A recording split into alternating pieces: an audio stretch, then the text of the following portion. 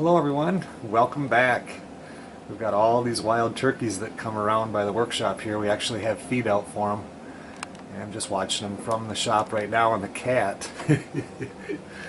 We have a cat that I don't know if she's looking for dinner or if she just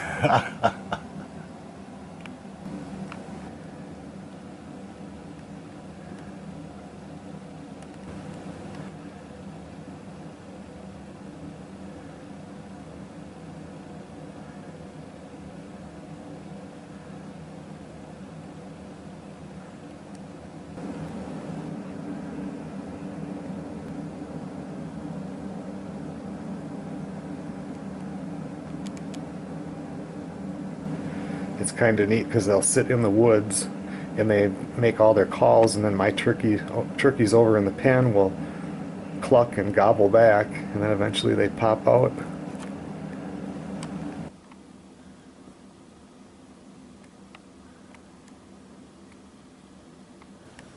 Got turkey tracks everywhere.